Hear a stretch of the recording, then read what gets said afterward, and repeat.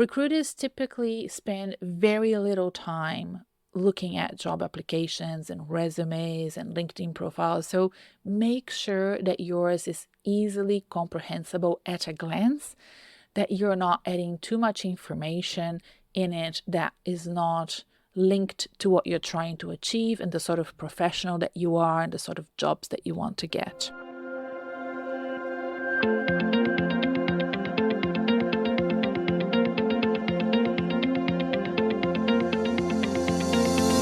Hi, I'm Renata Bernarde, and this is the Job Hunting Podcast, where I interview experts and professionals and discuss issues that are important for job hunters and those who are working to advance their careers. So make sure that you subscribe and follow, and let's dive right in.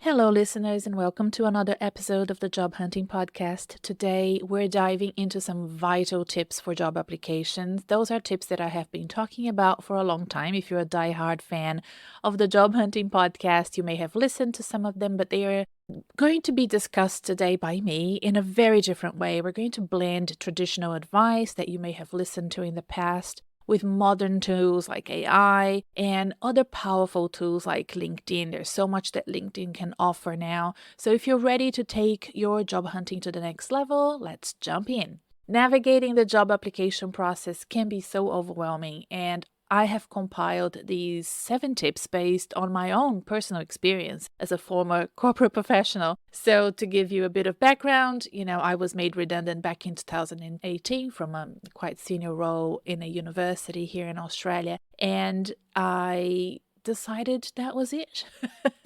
I was in my late 40s, and it was probably a decade earlier than I thought I would be done with looking for new roles, but I was so energized to start my own business, and I started with consulting. I knew I wanted to transition into career coaching. I started the Job Hunting Podcast in 2019 in October, so we're almost 4 years old. And I then, during the pandemic, completely transitioned into career coaching. It has been the best thing that I have done. It could have gone all wrong, but it didn't, thank goodness, and I'm very happy. But I first wrote these tips back in 2011. If you listened to the previous episode, I mentioned that I found an old blog on WordPress that I had completely forgotten about, and I decided to capture some of these ideas, recycle them, and update them to 2023 when we're recording this episode.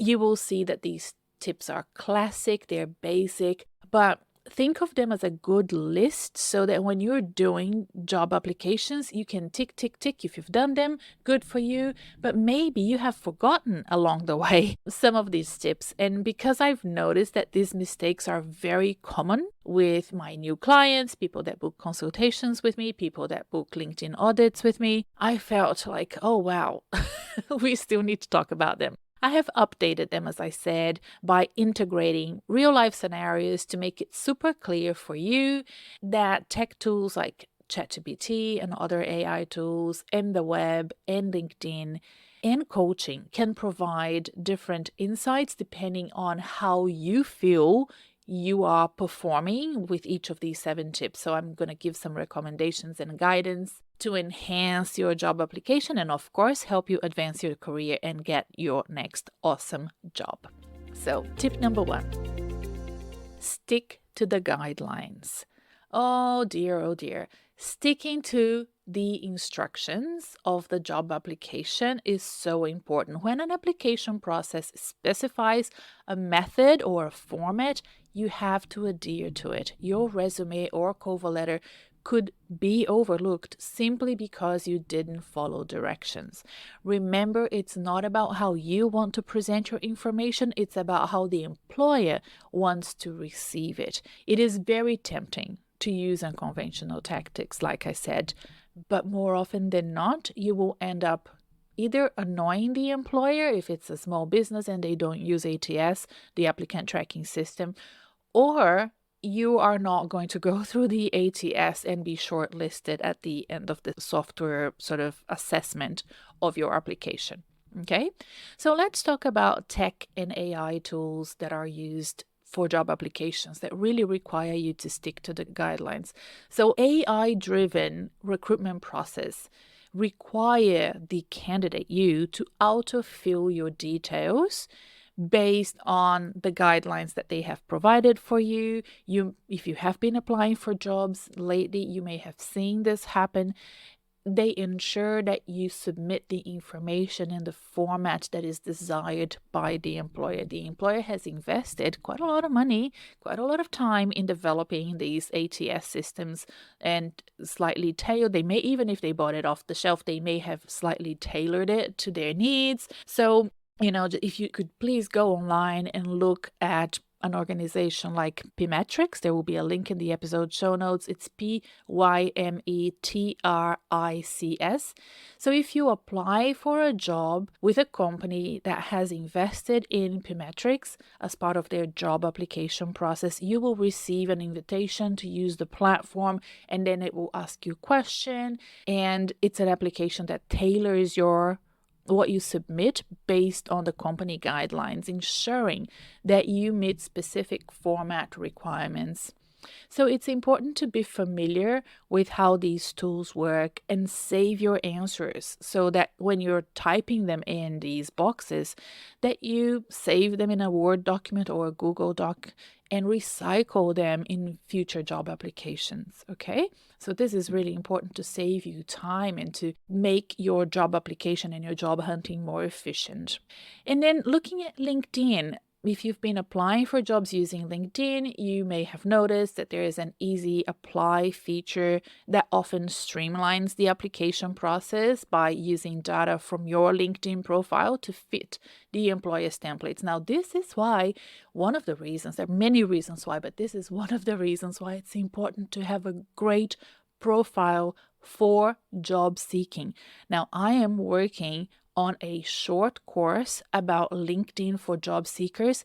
This is going to be so important because although there are lots of LinkedIn little courses out there and some of them are pretty good, many of them are not really designed for job hunting. They are designed for business owners like myself. They're designed for people that want to build their profile and be thought leaders in their industry. That's very different from a profile for job seeking. Job-seeking profiles, they need to be designed in such a way that makes this easy apply feature on LinkedIn really streamlined. That also makes you easy to find for recruiters that have the recruitment platform that LinkedIn sells for recruitment agencies and for HR departments. So, if there is an applicant and he sees a job posting on LinkedIn with the quick apply button, he clicks it, and LinkedIn will auto-populate the application using the details from his profile. And this happens also with the ATS system. If you have been applying, you know this. So this is the thing that if we go a step back, we need to also remember how to do a resume in a format that, similarly to how your profile on LinkedIn, will make it easier for the easy apply button to populate the template.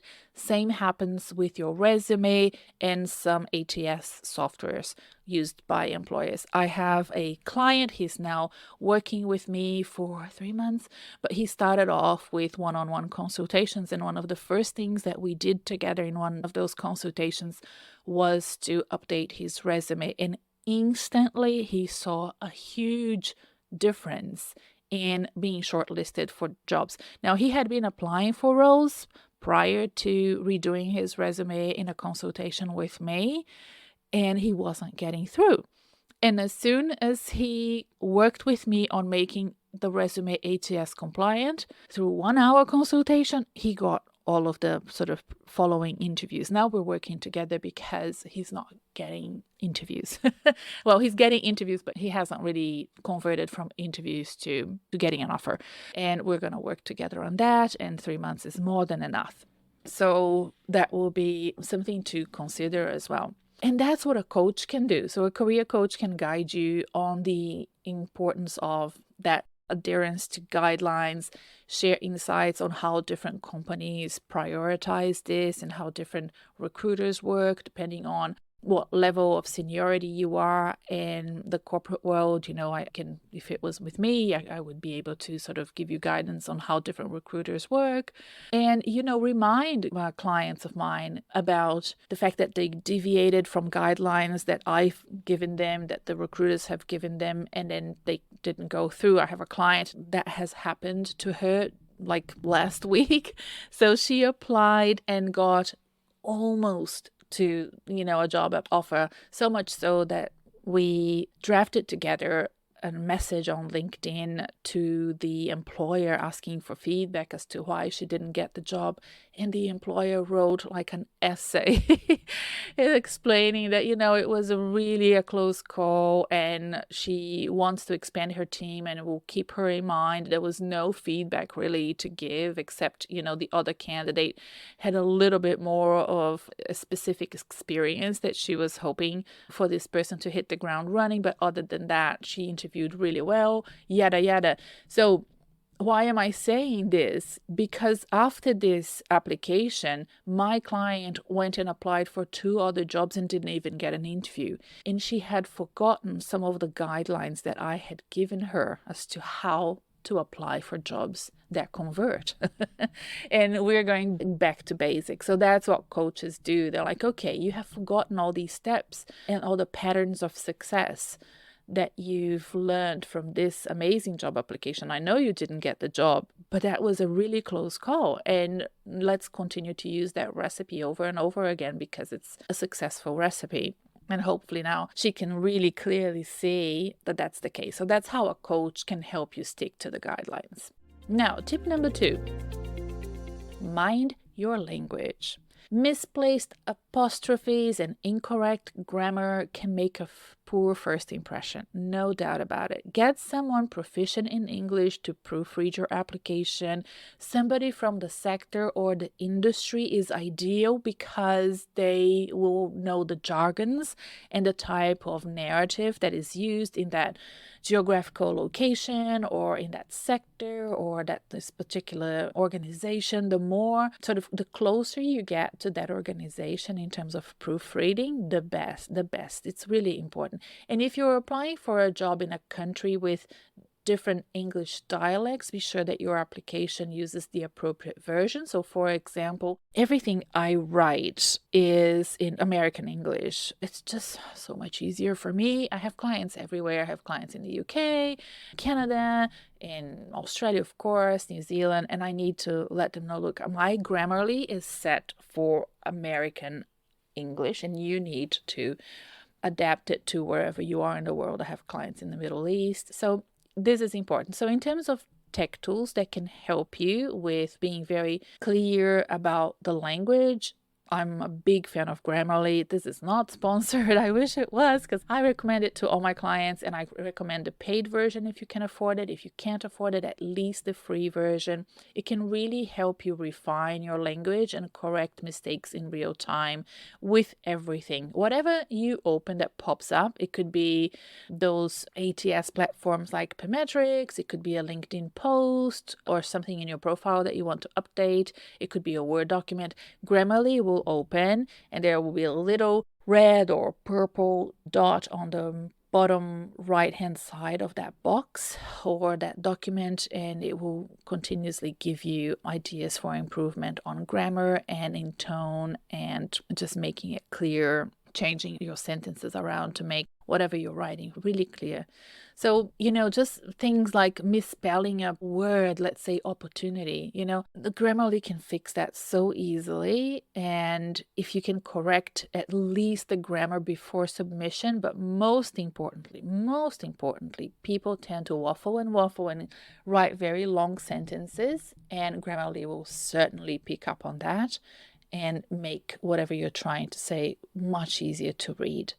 Of course, there's ChatGPT as well, and ChatGPT can really help transform your job application. So if you are not familiar with ChatGPT and you want to understand how to use it and how to prompt it, I have created a document that you can download when you subscribe to my newsletter. I also have a podcast where I discuss this. I have a webinar that I did with a headhunting company, an executive search company here in Australia called Watermark, and I'll put all the links below. So getting the workbook with all the prompts can really help. And even then, I would be very careful and make sure that you correct the English, because it will come as an American English. And if you are in the UK, you want to correct that. But sometimes I copy paste something out of ChatGPT and put it wherever I need to put it, and then Grammarly will come in and give me so much better versions. So it's a combination of using those things plus your own tone. Sometimes I go back and I'm like, oh, I would never use that word, so I have to take that word out because it's not part of my normal vocabulary. And then how can a coach help you with language? A coach can definitely review your application for language accuracy and provide feedback on how to improve how you articulate and express yourself. This is one of the things that I think my ongoing private clients use the most. In between sessions, I am on call for them, and if they need to write a little email, a little message to a recruiter or to their boss, they ask me to review it, and I usually change things and chop things around a lot. And that's something that I do for them. And then I also educate them as to why I did it. And, that it usually has to do with storytelling techniques and going straight to the point and being very clear about what you're trying to communicate and what you're trying to achieve. So I do that a lot. And there's nothing like having a proper coach for that in my books. So, one of the things that I think you can usually start paying attention to as well, and I see that a lot with people that send me messages on LinkedIn and want my guidance or send me a quick email. Text speak doesn't belong in professional communications. I know I'm not a future employer for you if you have tried to reach out to me, but you still want to have that professional communication wherever you're engaging with your professional network, and a coach is included in that. So it's really important to have those thorough understanding of the modern business etiquette. And again, as a coach, I do help my clients a lot, including, how to write when you're attending a Zoom webinar, for example, or you're participating in Teams. Very recently gave lots of tips to clients on those two things. Tip number 3, keep it simple. Your background and heritage might have unique intricacies, but remember to tailor your resume to your audience. Everybody feels like they have a lot that they need to say a lot to explain why they're at this point in time when they're looking for a job.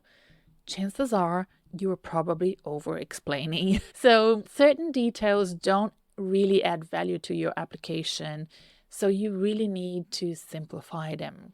And how can AI tools help? So AI-based resume scanners or optimizers can provide feedback on clarity and the complexity of your resume. There are lots of AI-based resume scanning tools out there.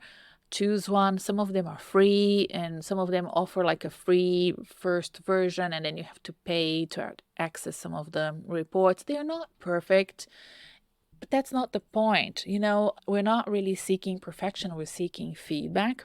I also like to use ChatGPT to create great objective resumes with my clients. It's all about prompting.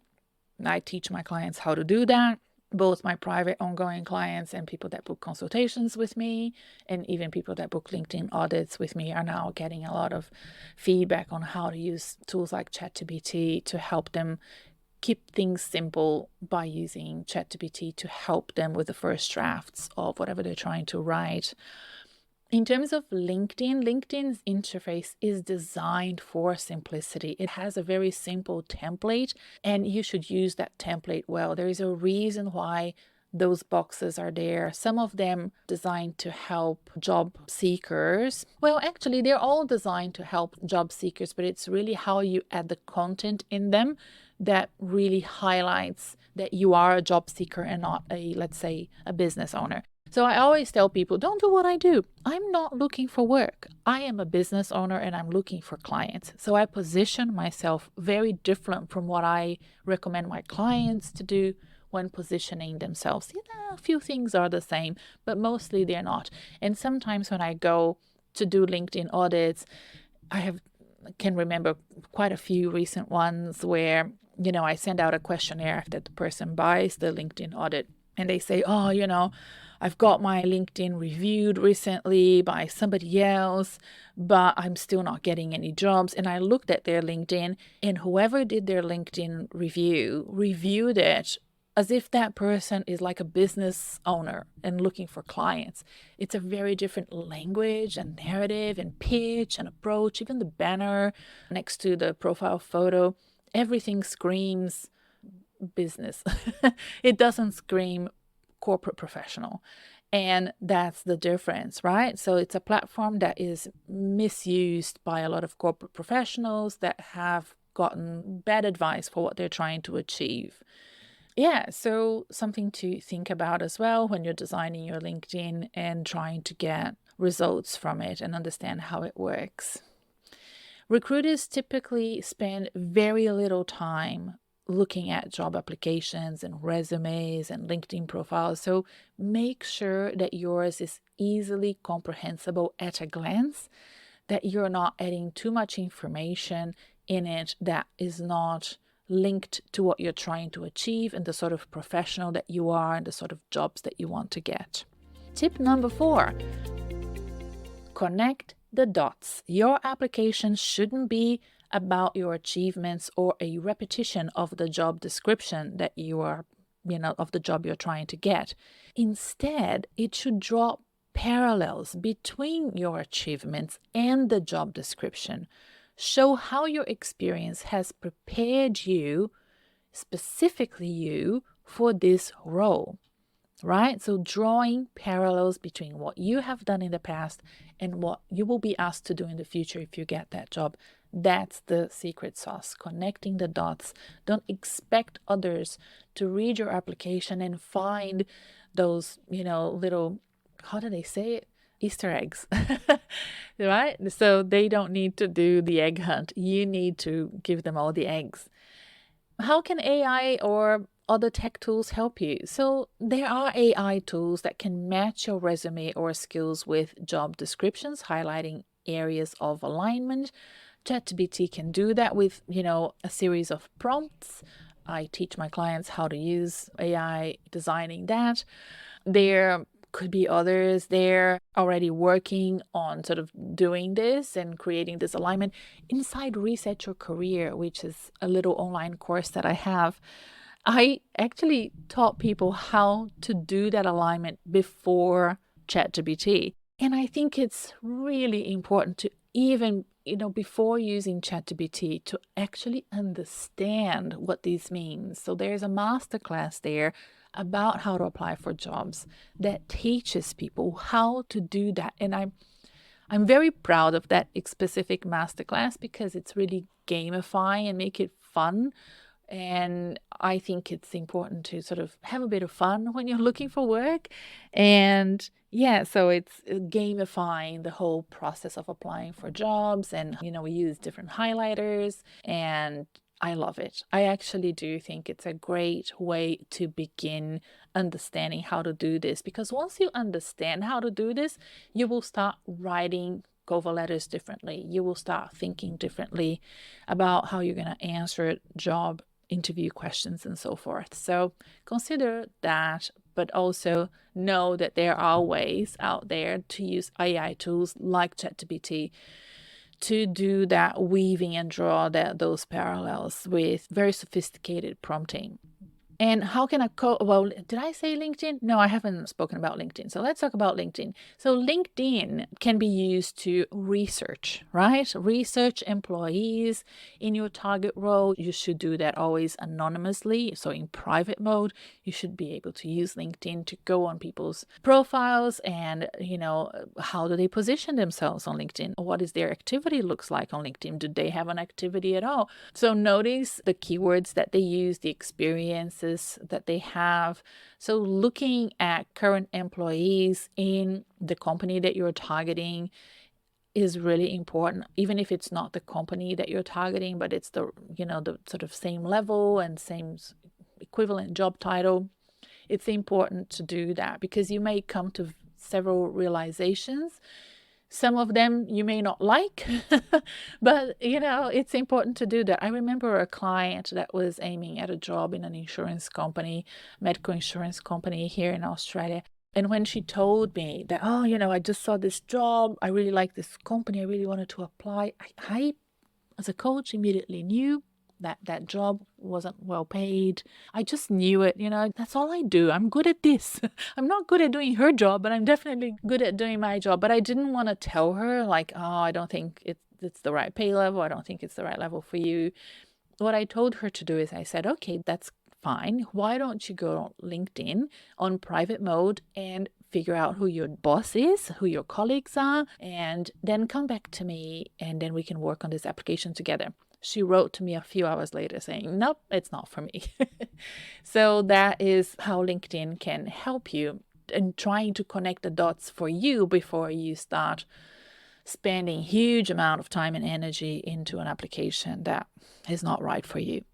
And that's what a coach can do. So they can guide you and help you tailor your experiences to a specific role, help you understand the difference between roles and the difference between sectors and industries. AI can't do that at the moment. Thank goodness, because then it means I still have a lot of work to do. But it can really help you present that cohesive narrative across the different platforms and different ways that you connect with your network professionally. So, things like restructuring a CV, also to help connect the dots in a different sector or industry. Those transferable skills that a lot of people struggle to convey and then complain that the employer didn't understand. Well, I think that there's a bit of homework for the candidates to draw those parallels, and maybe a coach can help you see things that you're not seeing at the moment as to what's missing out in the narrative and why the employers are not considering you for roles that you can do. So we need to work on that, and sometimes a coach is needed for that. All right, tip number 5. Think business. Approach the application process like a business proposal. Identify the employer's needs and demonstrate how hiring you would address those needs. Sell your value proposition convincingly. Now, this is so important because I am a big advocate for career professionals in the corporate sector, nonprofit, government, to see themselves as revenue-making machines, not machines, but, individuals, and think about, how much money will I make throughout my career, and what is it that I want to achieve 10, 20, 30 years from now, and how am I going to position myself so that my career is sustainable over time, or advances over time, or changes over time. Those strategies need to be thought through because it affects everything about how you present yourself to that next employer if you're looking for a job, if you're in transition.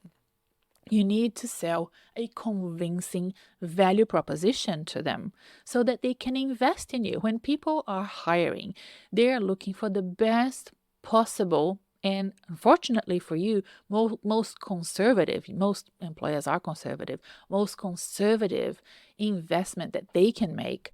And they will be thinking, okay, I think this person will be great. They will probably do this job for, let's say, 3 years. Hopefully they will stay here.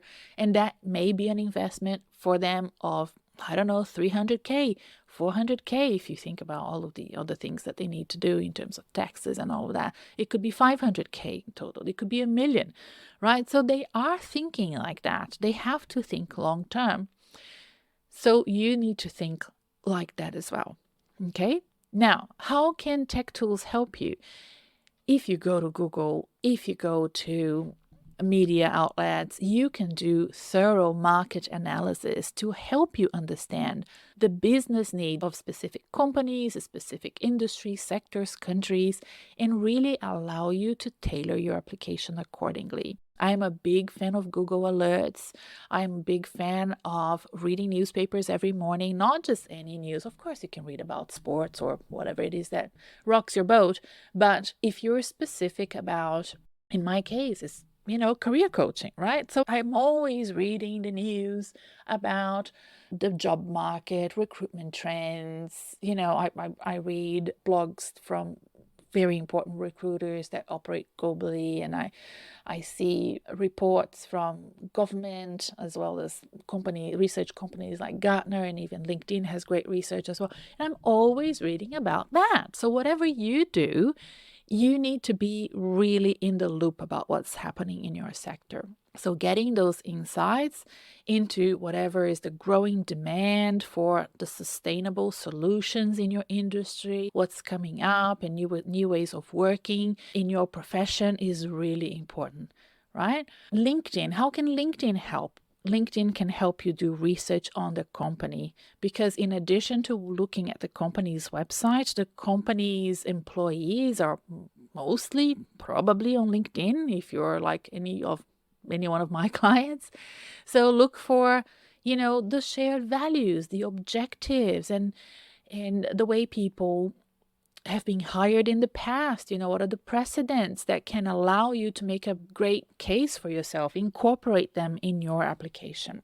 So I'm a big fan of studying mission statements and educating yourself on what the next strategy is. In my past, when I applied for jobs, if the most up-to-date annual report wasn't available, let's say it was a July to June calendar year, it was September, it wasn't still up on the website, I would call the recruiter or the employer and say, is it possible for me to have in confidence whatever version is available of the most up-to-date annual report? I mean, that shows that you care and that you really want to dig deep and understand the situation for the organization. And I think it's really worth doing that sort of investigative research as you apply for roles that are important to you. But LinkedIn can certainly help you navigate and understand who your future colleagues would be, and really does help write you good job applications when you know. And coaches can train you on how to approach job applications with that business mindset, what it really means, what sort of value proposition you have, what sort of candidate you are in the competition, because a coach is working with other clients as well. So it really is probably better able to identify, are you the ideal candidate? Are you a dark horse? What sort of position and strategy will best help you get this job? So that's usually how I work with consultations and private clients and group coaching clients as well. Tip number 6, dial in. Okay, so phone calls are a really important part of job hunting. If you haven't been calling anybody for a long time, it's time for you to get acquainted with that thing that you carry around with you all the time, looking at it constantly. And remember that you can actually call people and that people will be calling you as part of the recruitment process. Knowing how to present yourself on a phone call is vital, right? Whether it's a call to a recruiter or a potential employer, or a referee that you need to reconnect with, somebody in your network that can give you intelligence about the job that you want to apply for, you need to have the confidence to use the phone and give that person a call. If you can, gain some experience before you get those calls, because you want to be grounded and ready to receive those calls. It's really important. Phone calls are a very big part of the recruitment process. So in terms of tech tools that can help you with this tip of phone calls, this is kind of a bit broader than just phone calls, but I think it's a really important thing to design some sort of individual CRM solution for yourself. Maybe you can use a tool out there. I'm a big fan of Microsoft, but in the past I've used all different things like Notion. I can't remember the other names, but I'll put links below. So some sort of task system to help you follow up with employers and recruiters and referees and individuals in your network, so that you continue to nurture those connections. If they call you back, that you know who they are. I remember being very confused sometimes because, many of the jobs I was applying for had similar job titles, and oh gosh, it was just so hard to know exactly which job the person was talking about. So I had to create like a spreadsheet and be very meticulous about updating everything. So there are lots of little CRM solutions that you can use. I mean, if you have a job like the ones I used to have, so I used to be a relationship manager and then an account manager, and business development was always my thing. So, of course, for me, maintaining contacts was really important. And I just found yesterday all of my business cards that I still have. Would you believe? I probably should throw them away, but I'm so attached to them. But, making sure, for example, in terms of LinkedIn, that you have everybody connected on LinkedIn. I mean, if you've worked with somebody, if you've studied, or if they've been your neighbors, if they are on LinkedIn, you should be connected with them, unless you don't like them, right? But if you do, and if you have enjoyed working with them and you know them, connect with them on LinkedIn. So the messaging platform on LinkedIn as well is a great alternative to emails and maybe some calls as well. I know recruiters really have been using the messaging platform on LinkedIn. It's a way to approach and keep in touch with employers and references. I've just mentioned before that a client of mine asked for the person who interviewed her to give some feedback. She did that via LinkedIn message, and it worked beautifully.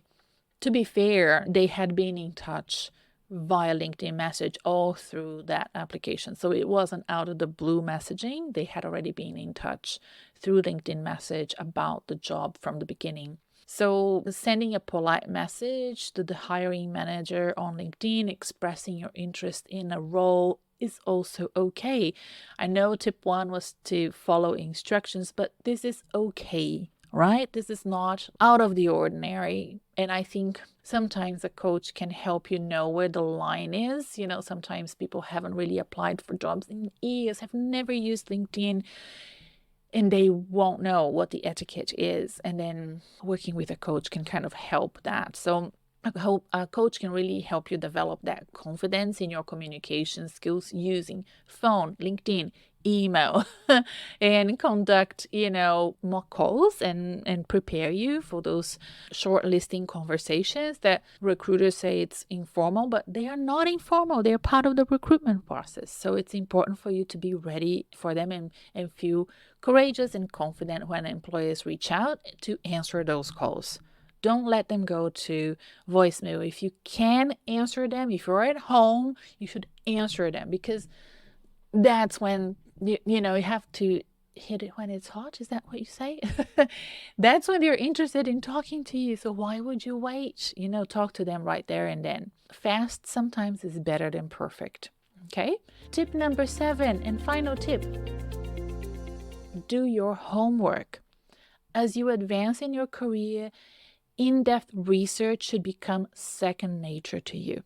Okay, understand your chosen sector and zero in on specific organizations that you'd like to join. Sometimes I start working with clients and I ask them, tell me about the organizations that you foresee as great places for you to work. If they don't know, then I know we have a lot of work to do. All right. So job seekers, ensure that you understand the recruitment trends and company cultures of organizations you're eyeing. One thing that I really love, this person hasn't really come back to me yet, but him and I had a discovery call, I don't know, maybe 10 days ago. And we were talking about different organizations. And I said, what about such and such? I'm not going to name the organization. And he said, oh, no, that's not for me. I'm pretty familiar with their culture and the way that they work, and I don't think I would be a good fit. I think that's great.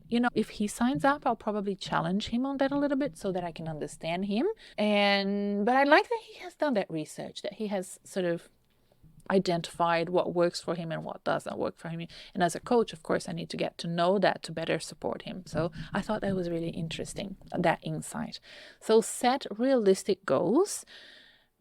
for your career advancement based on the research, based on the knowledge that you have of your targeted companies and their hiring practices. And tech tools can help you, for sure, do the market analysis that will provide you with insight into company performance, culture, hiring trends. I don't think AI is the right thing to do here. I don't think ChatGPT, at least ChatGPT isn't. Maybe there are other tools there that are more sort of aligned, but things like Google Alerts, I think are the best things. And I go to Google, type the organization, go to news instead of just the normal feed that you get, and really need the most important information there about the organization in the area. If it's a very large one, read it in the area of your expertise. And then in terms of LinkedIn, again, the company's page, their updates, what they're posting, their activities, their employees will all help you understand the culture and operations better. If you're in government, for example, you might go on LinkedIn and find nothing. There will be a company page there and a bunch of employees that don't post. And depending on which agency they work for or government department they work for, they shouldn't be posting on LinkedIn or Twitter or anywhere, right? So that is the culture of the place and how they need to operate as public servants. And you need to understand that that's what would be expected of you as well. There are workarounds that I work with my clients that's where I think the coach can come in to provide you with insights like that and how to readjust to a different environment if you're moving from corporate to government or from government to nonprofit and so forth, and helping you guide your research, helping you find better research tools that you can use depending on where you are in the world and what sort of areas of expertise you have. And definitely, I really enjoy doing that with clients because I love doing the research. So in this ever-evolving job market, everyone, blending the traditional strategies and tips and incorporating AI tools, tech tools, ChatGPT and other platforms like LinkedIn is really important and can make all the difference. And as you advance in your job hunt, please remember these tips and these examples and stay proactive, stay informed, and always be prepared. Thank you so much for joining me today in this episode of the Job Hunting Podcast. If you're interested in other episodes like this, I will add a couple of suggestions for you in the links mentioned below. So I'm not mentioning them now. I need to go and do my research and I will find at least 2 episodes that you can listen to.